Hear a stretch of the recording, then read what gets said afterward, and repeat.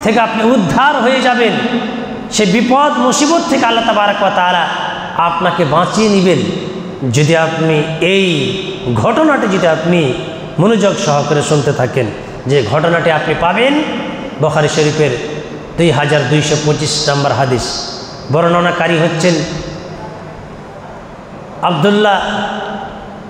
আব্দুল্লাহ ইবনে ওমর। তিনি বর্ণনা করছেন যে রাসূল করিম সাল্লাল্লাহু আলাইহি ওয়াসাল্লাম বানি ইসরাঈলদের 3 জন ব্যক্তির ঘটনা তিনি বর্ণনা করছেন। কার? বানি ইসরাঈলদের 3 জন ব্যক্তির ঘটনা তিনি বর্ণনা করছেন। কি সেই 3 জন ব্যক্তি?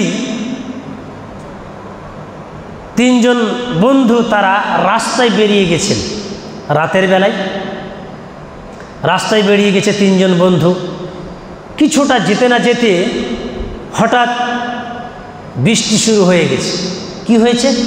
বৃষ্টি, বজ্রপাত, বিশাল মুষলধারে বৃষ্টি শুরু হয়ে গেছে। 3 জন বন্ধু রাস্তা দিয়ে হাঁটছে, বিশাল বৃষ্টি, বজ্রপাত, পাথর পড়ছে খুব। তখন কি বল, 3 জন বন্ধু একটি গুহাতে তারা আশ্রয় নিল, একটি গর্ত গুহাতে আশ্রয় নিল।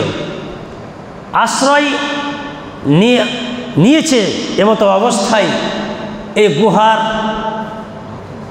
ওই মুখে একটি পাথরের ঢের এসে, পাথরের মানে টুকরো এসে সেই গর্তটা এসে বন্ধ হয়ে গেল। তো এই যে 3 জন বন্ধু তারা ভিতরে আছে আর মুখটা এসে বন্ধ হয়ে গেল, অন্ধকার হয়ে গেল ভিতরটা। তারা 3 জন বন্ধু হাই হতাশ করতে লাগলো, হাই আমার কি হবে, আজকে আমরা কি হব, আমরা তো এখান থেকে রক্ষা পাবো না, আমাদের হাড় হাড্ডি মাংস যদি এখানে গলে পচে সরে যায় কেউ আমাদের খবর নেবে না। এমন একটি জায়গায় মানে আমরা এসে পৌঁছেছি, আর এমতো অবস্থায় গর্তর মুখে এসে পাথরে এসে লেগে গেল, অন্ধকার হয়ে গেল, ঘুটঘুটো হয়ে গেল, এখান থেকে রক্ষা কিভাবে পাবো আমরা, আমাদের তো জান হারিয়ে যাবে, কি হবে আমাদের। এই শুরু হয়ে গেল 3 জন বন্ধুর ভিতরে হইচই শুরু হয়ে গেল। তখন 3 জনের একজন বলছে, বন্ধু এখানে আমাদেরকে কেউ রক্ষা করতে পারবে না, তবে যিনি রক্ষা করবেন তিনি হচ্ছেন আল্লাহ। তিনি ছাড়া আমাদেরকে এই জায়গাতে, এই স্থানে যে অবস্থাতে আমরা রয়েছি কেউ আমাদেরকে রক্ষা করতে পারবে না, কারণ আমাদের খবর কেউ তো জানে না, কেউ জানে না আমাদের খবর। তো যিনি রক্ষা করবেন তিনি হচ্ছেন আল্লাহ। তোমরা যদি এই 3 জন বন্ধুর ভিতরে কেউ যদি গোপনে কোনো ভালো আমল করে থাকো, তাহলে সেই আমলের ওসিলা দিয়ে আল্লাহর কাছে তোমরা করুণদুন করো, দোয়া করো। যদি আল্লাহ তাবারক ওয়া তাআলা এই দোয়ার ওসিলায় এবং এই গোপন আমলের ওসিলায় যদি আল্লাহ তাবারক ওয়া তাআলা এই দোয়াখানা কবুল করেন, তবেই আমরা নাজাত পেতে পারি, নচেত আমরা এই জায়গা থেকে নাজাত পাওয়া সম্ভব নয়। তখন 3 জনের একজন বন্ধু বললেন, বন্ধু আমি একটি গোপনে আমল করছিলাম। সেই আমলটির কথা তারা বলতে লাগলো। এক বন্ধু বলতে লাগলো, আল্লাহর দরবারে হাত উঠিয়ে করন্দন করতে লাগলো আর বলতে লাগলো, আল্লাহ আমি একটি গোপনে আমল করেছিলাম, যে আমলটি যদি আপনাকে পছন্দ হয়ে থাকে তবে সেই আমলের বিনিময় আজকে আমাদেরকে এই জায়গা থেকে রক্ষা দান করিয়েন। কি আমলটি? একজন বন্ধু সে বলতে লাগলো যে আল্লাহ আমি প্রতিদিন সকালবেলায় ছাগল চড়াতে যেতাম, মরুভূমিতে ছাগল চড়িয়ে সন্ধ্যাবেলায় বাড়ি ফিরে আসতাম। বাড়ি ফিরে আসার পর আমি ছাগলের দুধ দহন করে আগে আমার মাতা পিতাকে আমি পান করাতাম, তারপরে আমার ছেলে মেয়েদেরকে আমি পান করাতাম। একদিন আমি ছাগল চড়াতে গেছি, সকালবেলায় সন্ধ্যা রাত্রি হয়ে গেছে, অনেক দূরে গিয়েছিলাম, এর কারণে রাত্রি হয়ে গেছে, আসতে দেরি হয়েছে। তারপরে আমি এসে দেখি আমার বাবা মা বিছানায় শুয়ে পড়েছে, অর্থাৎ নিদ্রা চলে ঘুমিয়ে গেছেন। তখন আমি আমার বাবা মা দুধ দহন করে এসে দেখি ঘুমিয়ে পড়েছে। আমার বাবা মার ঘুমকে আমি ডিস্টার্ব করলাম না, আমি দুধের পাতিলটাকে নিয়ে তাদের মাথার সামনে আমি দাঁড়িয়ে রইলাম। এমতো অবস্থায় আমার ছেলে স্ত্রী আমার খিদার জ্বালাই, খিদার যন্ত্রণায়, এতটা তাদের খিদার যন্ত্রণায় তার ছেলে স্ত্রী করন্দন করছে, পা ধরে নিচ্ছে, করন্দন করছে, আমাদের জানটা বাঁচাও, আমাদেরকে আগে দাও, আমাদের খিদা লেগেছে। তার ছেলে মেয়ে তার পা ধরে নিচ্ছে, করন্দন করছে, খিদার ছটফট করছে। তারপরেও সেই ওই যে বন্ধু দোয়া করছেন আল্লাহর কাছে, বলছেন আমি এই কাজটি অনেক দিন ধরে আমি করে থাকি, আর আমি নবীর হাদিসের কথা শুনেছি, রাসূলদের কথা আমি শুনেছি, সাহাবা ইকরামদের সাথে আমি শুনেছি, চলতে ফিরতে আমি শুনেছি যে যেই ব্যক্তি বাবা মার সেবা যত্ন করবে সেই ব্যক্তির জন্য জান্নাত, যেই ব্যক্তি বাবা মার সেবা যত্ন করবে না, আদর আপ্যায়ন করবে না, সেই ব্যক্তি জাহান্নামে চলে যাবে। আমরা শুনেছি, আপনাদের এখানে ইমাম সাহেব আছেন, আমরা শুনেছি হাদিস শরীফের ভিতরে হুমা জান্নাতুকা ওয়া নারুকা, তোমার মাতা পিতাই হচ্ছে তোমার জন্য জান্নাত, তোমার মাতা পিতাই হচ্ছে তোমার জন্য জাহান্নাম। এই কথা আমি চিন্তা করে, আমি ভেবে আমার মাতা পিতাই হচ্ছে আমার জন্য জান্নাত, আমি জান্নাত হাসিল করবই, এই মনোভাব নিয়ে আমি দুধ দহন করে আমি নিয়মিতভাবে আমার মাতা পিতাকে আমি পান করাতাম। আজও আমি পান করাবো। আমার ছেলে মেয়ে করন্দন করছে, ছটফট করছে খিদার যন্ত্রণায়, তারপরেও আমি আমার ছেলে মেয়েদেরকে দিইনি। সকাল হয়েছে, ফজরের মনোভাব এরকম হয়েছে, বাবা মা ঘুম ভেঙেছে, ঘুম ভেঙে উঠে দেখছে আমার ছেলে আমার মাথার সামনে দাঁড়িয়েছে। মা উঠে বলছে, বাবা উঠে বলছে, কি ব্যাপার, তুমি দুধের পাতিল নিয়ে এই রাতে গভীর রাতে তুমি দাঁড়িয়ে আছো কেন? বলে, বাবা মা আমি তোমাদেরকে ভালোবাসি, অন্তর থেকে আমি ভালোবাসি, আমি জান্নাত হাসিল করব, জান্নাত লাভ করব, তার কারণেই আমি দুধ দহন করে, আপনারা ঘুমিয়ে গেছিলেন তাই ঘুম ডিস্টার্ব করবো না, অসুবিধা করবো না, এর কারণে আমি উঠাইনি।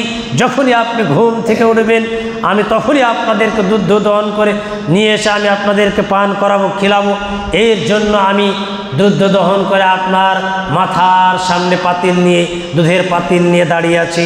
বাবা মা সেই দুধের পাতিলটাকে নিয়ে সুন্দরভাবে খেয়ে বাবা হাত বুলিয়ে দিল, দোয়া দিল। আল্লাহকে বলছেন, আল্লাহ এই কাজটি যদি আমি শুধু আপনাকে রাজি করার জন্য, আপনাকে খুশি করার জন্য যদি এই কাজটি আমি করে থাকি, আর এই আমলটি যদি আপনার কাছে পছন্দনীয় হয়ে থাকে, তবে এই আজকে বিপদে যে আজকে পড়েছি আমরা, এখান থেকে আপনি উদ্ধার করে দিন।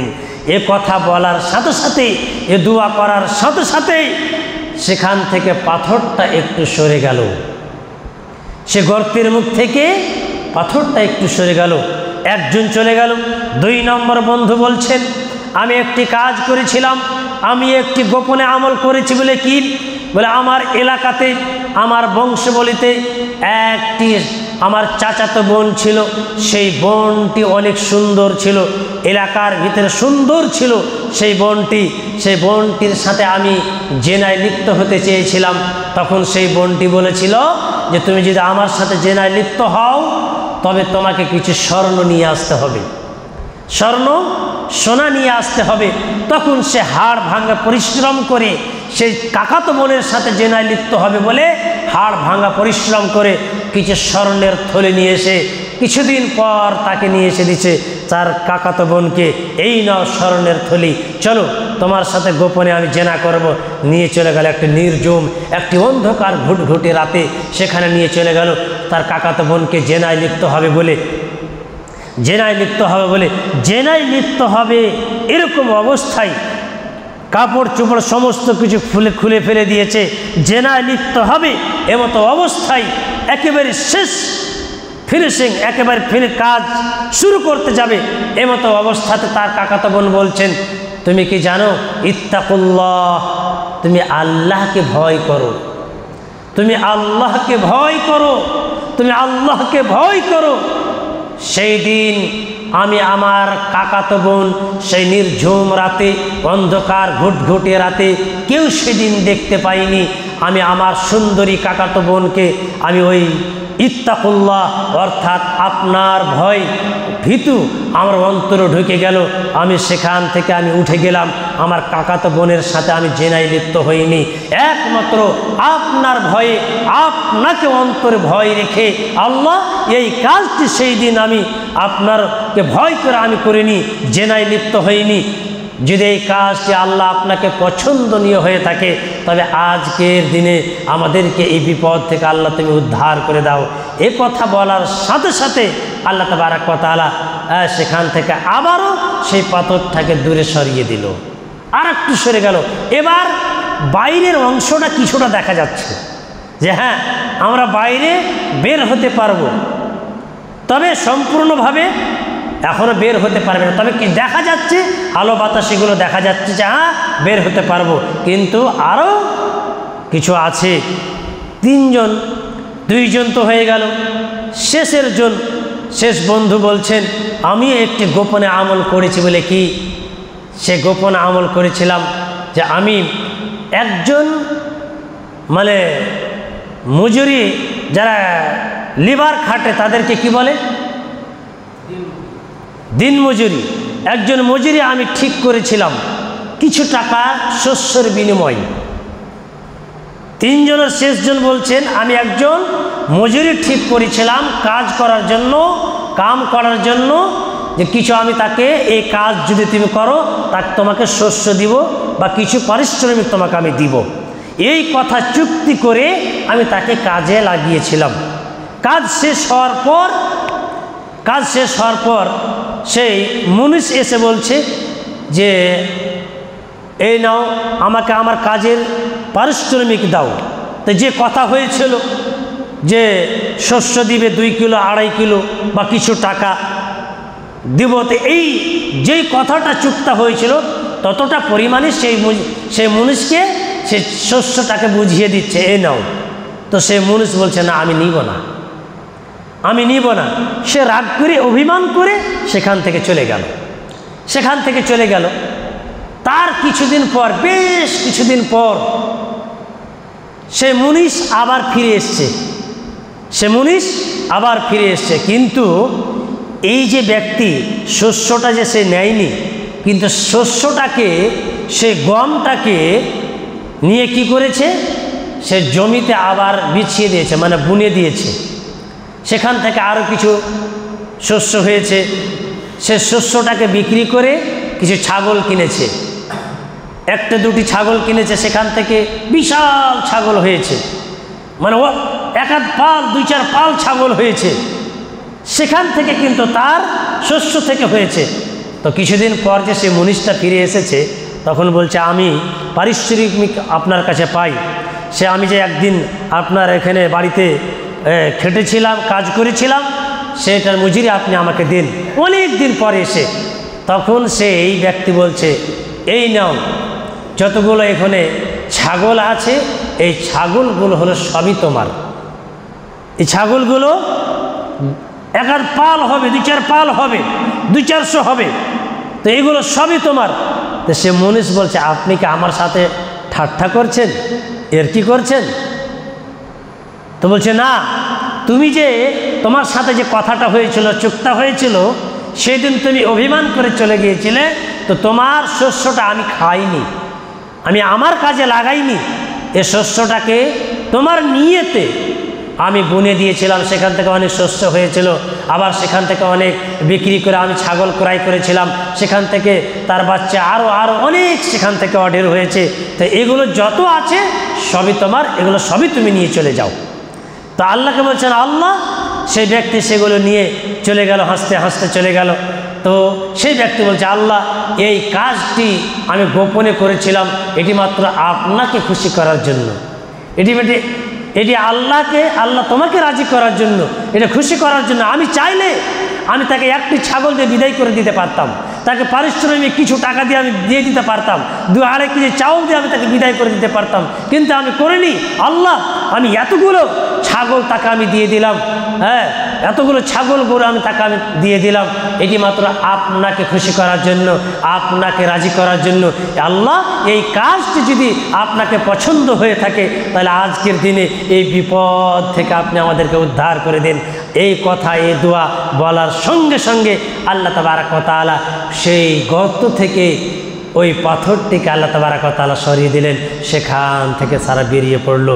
তাই বলছি ভাই ও বাবাজি আমার, বন্ধু আমার, এই গোপন আমলের কতটা শক্তি, কতটা ক্ষমতা আপনারা বুঝতে পারলেন। অতএব আপনাদেরকে এই ঘটনা থেকে আপনাদেরকে এটাই শিক্ষা দিতে চাচ্ছি, বা এটাই আল্লাহ রাসূল সাল্লাল্লাহু আলাইহি ওয়াসাল্লাম আমাদেরকে উপদেশ বা শিক্ষা নিতে বলেছেন, যাতে করে আমরাও সেরকমভাবে গোপনে আমল করতে পারি। এমন কোনো আমল করব যেন কেউ না জানতে পারে। এই গোপন আমলের কতটা শক্তি আপনারা বুঝতে পারলেন, কতটা ক্ষমতা আপনারা বুঝতে পারলেন। অতএব আমরা তো প্রকাশ্যভাবে দান করছি, এমন কোনো আমল আমরা করব যেন কোনো মানুষ, পৃথিবীর মানুষ যেন না জানতে পারে।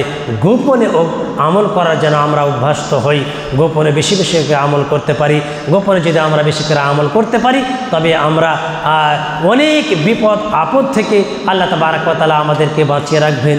তাই পরিশেষে আল্লাহ তাবারক ওয়া তাআলার কাছে দোয়া করব, আল্লাহ তাবারক ওয়া তাআলা যেন আমাদেরকে বেশি বেশি করে গোপনে আমল করা তৌফিক দান করেন। আমা আলাইনা ইল্লাল বালাগ। আসসালামু আলাইকুম ওয়া রাহমাতুল্লাহি ওয়া বারাকাতুহু।